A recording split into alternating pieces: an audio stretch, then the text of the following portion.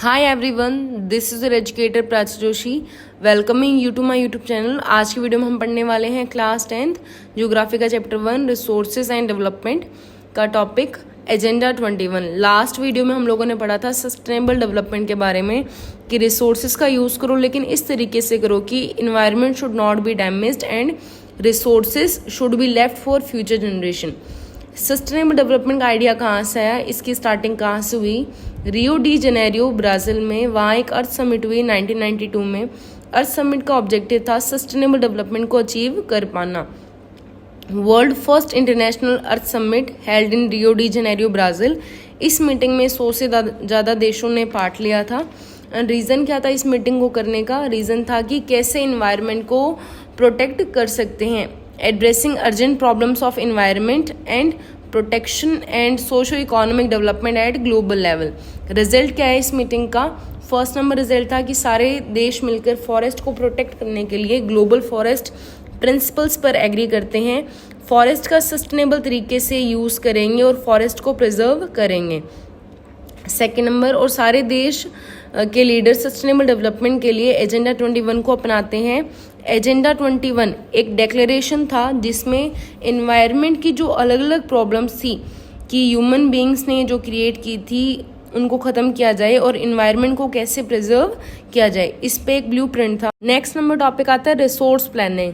Resource are unevenly distributed but required by all for development. अब आप कैसे करोगे resource planning? For example, India में झारखंड और छत्तीसगढ़ में मिनरल और कोल पाया जाता है, लेकिन राजस्थान में सोलर और विंड एनर्जी काफ़ी ज़्यादा मात्रा में है, लेकिन राजस्थान में पानी की बहुत कमी है। अरुणाचल प्रदेश में पानी तो खूब है लेकिन इंफ्रास्ट्रक्चर की कमी है। तो हमारे यहाँ रिसोर्सेज बहुत है लेकिन अनइवनली डिस्ट्रीब्यूटेड है। It become necessary to do balanced resource planning. Next number topic आता है रिसोर्स प्लानिंग इन इंडिया।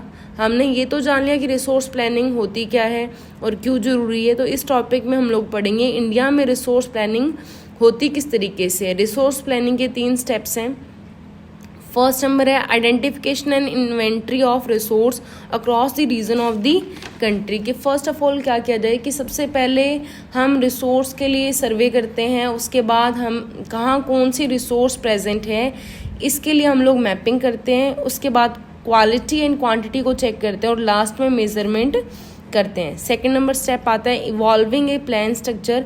हम एक प्लानिंग स्ट्रक्चर बनाते हैं जिसमें हम ये प्लान करते हैं कि रिसोर्सेज को निकालने के लिए कौन कौन सी टेक्नोलॉजी चाहिए होगी, कौन कौन सी स्किल वाले लोग चाहिए होंगे और इसके लिए हमें किस तरह के इंस्टीट्यूशन सेटअप करने होंगे। थर्ड नंबर स्टेप आता है matching the resource plan with overall development plans. जो रिसोर्स हम निकाल रहे हैं उससे हमारी कंट्री का ओवरऑल डेवलपमेंट। नंबर टॉपिक आता है कंजर्वेशन ऑफ रिसोर्स। कि रिसोर्स का कंजर्वेशन करना भी बहुत ज़रूरी है।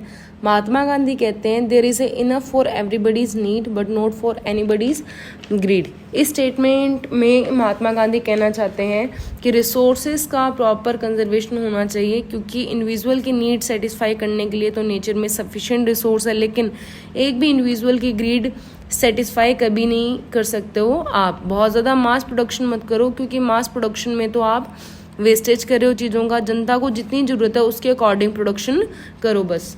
आई होप आपको इस वीडियो में सारे डाउट्स क्लियर हुए होंगे। मिलते हैं नेक्स्ट वीडियो में। Tata, bye bye, take care. और नेक्स्ट नंबर टॉपिक रहेगा हमारा land resource. Thanks for watching.